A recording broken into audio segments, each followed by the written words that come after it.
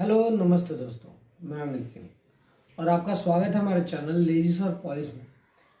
मेरे सामने जो स्क्रीन पे दिखाई दे रहे हैं इनका नाम है मुकेश चंद्रकर और इनके अलावा हम एक और इंसान के बारे में बात करेंगे। उनका नाम है MP x Rajya Sabha MP mister Shantanu Sen, जो कि टीएमसी पार्टी से हैं। इन दोनों इंसानों को सच बोलने का या सत्य का साथ देने का बहुत ही भुगतान या नुकसान उठाना पड़ा। पहले बात करते हैं मुकेश चंद्रकर की। जैसे हम कम से कम किसी कॉमन इंसान से तो शुरू करें, कॉमन मैन इंसान से तो शुरू करें। शांतनु सेन से शुरू करेंगे तो थोड़ा स्पेशल हो जाएगा, तो मुकेश चंद्रकर से शुरू करते हैं, जो कि एक जर्नलिस्ट है। छत्तीसगढ़ के राज्य में रायपुर, बीजापुर और बस्तर इलाकों में ये काम करते थे एज ए जर्नलिस्ट। मतलब पत्रकार के रूप में काम करते थे, ग्राउंड रिपोर्टिंग करते थे। जगह जगह जहाँ भी कोई करप्शन, कोई मैल प्रैक्टिस, कोई बुरा काम हो रहा था, उसका ये पोल खोलते थे अपने यूट्यूब चैनल के माध्यम से, और या फिर दूसरे न्यूज़ चैनल्स को अपना सोर्सेज देते थे, बताते थे कि यहाँ ऐसा हो रहा है। अभी ऐसा ही हो रहा था बीजापुर के एक जिले में, एक इलाके में, जहाँ पे सुरेश चंद्रकर नाम का एक इंसान था, जिसने क्या किया था, जो कि रोड कॉन्ट्रैक्टर था। और रोड कॉन्ट्रैक्टर में उसने कई करोड़ रुपए का गबन किया था, या फिर सही से काम नहीं किया था, जिसकी ग्राउंड रिपोर्टिंग कर रहे थे मुकेश चंद्रकर। और इसका भुगतान उन्हें अपना जान देकर करना पड़ा। मुकेश चंद्रकर सिर्फ ये कॉन्ट्रैक्टर वगैरह ही नहीं, माओवास्ट इलाके जहाँ पे नक्सलवाद इलाके थे, उन इलाकों में भी घुस के रूरल लोगों की भी बात वो जनता तक पहुंचा रहे थे अपने जर्नलिज्म के जरिए, और जनता को बता रहे थे सारी बारे में। लेकिन उन्हें एक पोल खोलना, एक स्कैम के बारे में जनता को अवगत कराना, जिसके लिए उनको कुछ खास लाभ भी नहीं है, ये करते हुए भी उनको अपना जान देना पड़ा। सुरेश चंद्रकर और इनके अलावा सुरेश चंद्रकर के और दो साथी, इन दोनों पे आरोप है कि इन तीनों ने मिलकर मुकेश चंद्रकर को 1 जनवरी 2025 को मार डाला और मारकर अपने ही एरिया के सेप्टिक टैंक में भर दिया। तो बेचारे क्या कर रहे थे? सत्य का साथ दे रहे थे, जनता को जगा रहे थे, और इनको अपनी जान देनी पड़ी। ये कोई नई प्रैक्टिस नहीं है। सच बोलना एक बहुत भारी काम है, जिसके लिए आपको बहुत नुकसान भी उठाना पड़ सकता है। सबसे आयरॉनिक की बात यह है कि छत्तीसगढ़ इकलौता एक ऐसा राज्य है जहां पे छत्तीसगढ़ ने एक एक्ट बनाया है मीडिया पर्सन्स के राइट को इंश्योर करने के लिए।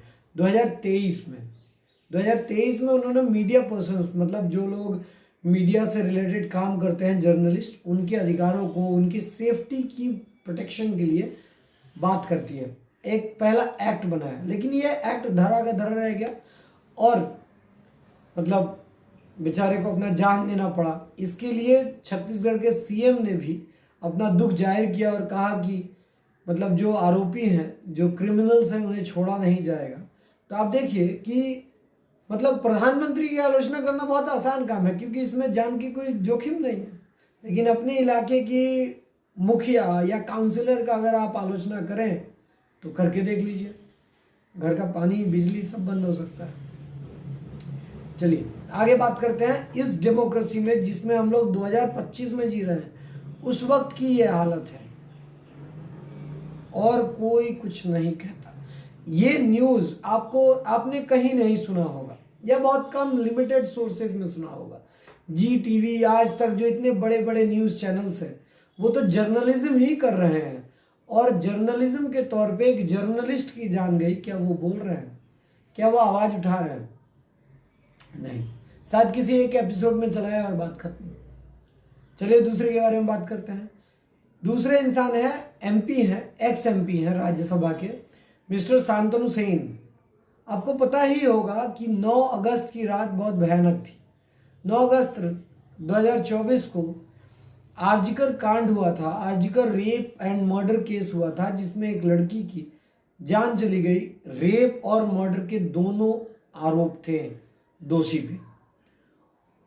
कहा गया था कि उसके साथ रेप किया गया था, उसके बाद मर्डर किया गया था। ऐसा एक संगीन कांड हुआ जो अभी भी ट्रायल में है, जिसकी अभी भी गवाहियां चल रही हैं, जिसका इन्वेस्टिगेशन सीबीआई के हाथ में दिया गया था, जिस कांड को सुन के पूरा देश एकदम तमतमा गया था। हर जगह प्रोटेस्ट हो रहे थे, बड़े नेता से छोटे नेता अपनी अपनी कंट्रीब्यूशन दे रहे थे, यूट्यूबर्स अपने ऊपर वीडियो बना रहे थे और चैनल चल रहे थे। बहुत अच्छी बात है। यहाँ पे सीबीआई ने कहा कि हमें सिर्फ क्या चाहिए, इसकी फांसी चाहिए जो पकड़ा गया। जैसे संदीप घोष को एक करप्शन चार्जेस में पकड़ा गया।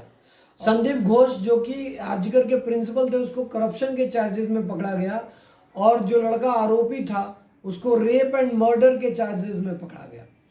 ठीक, इस सब कोतूहल में एक एमपी उभर के आते हैं जो कि टीएमसी पार्टी के एमपी हैं।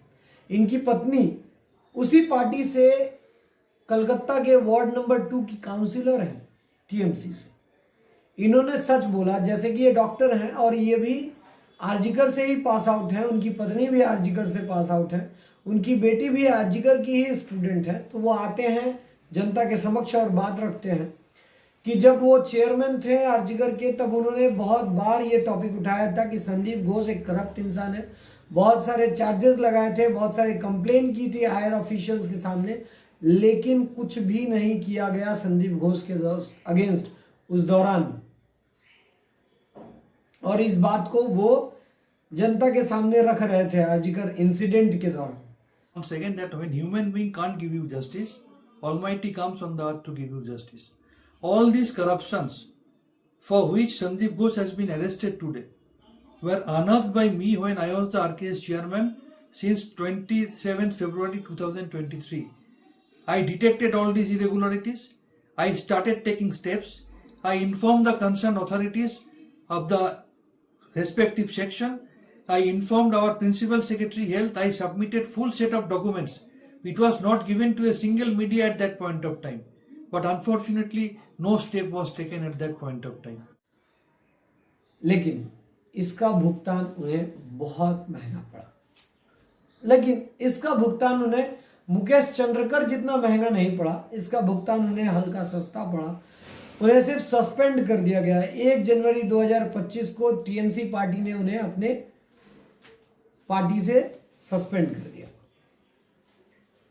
तो क्यों सस्पेंड किया? क्योंकि पूरी पार्टी ये कह रही थी कि हम दोषियों को सजा दिलाएंगे, लेकिन करप्शन के बारे में कुछ नहीं कह रही थी। ना ही 14 अगस्त को जो तोड़ फोड़ हुआ था, जिसके वक्त बहुत सारे इन्वेस्टिगेशन के पार्ट एविडेंस नष्ट कर दिए गए थे, इस बारे में कुछ नहीं कह रही थी। उस पार्टी से अलग हटकर शांतनु सेन कुछ कह रहे थे, और जिसका भुगतान उन्हें चुकाना पड़ा, और उन्हें भी भारी पड़ा थोड़ा। उन्हें पार्टी से निकाल दिया गया, सस्पेंड किया गया। अब चूंकि समय के साथ फिर उन्हें पार्टी में वापस ले लिया जाएगा, सारी बातें भूल जाएगी, है ना।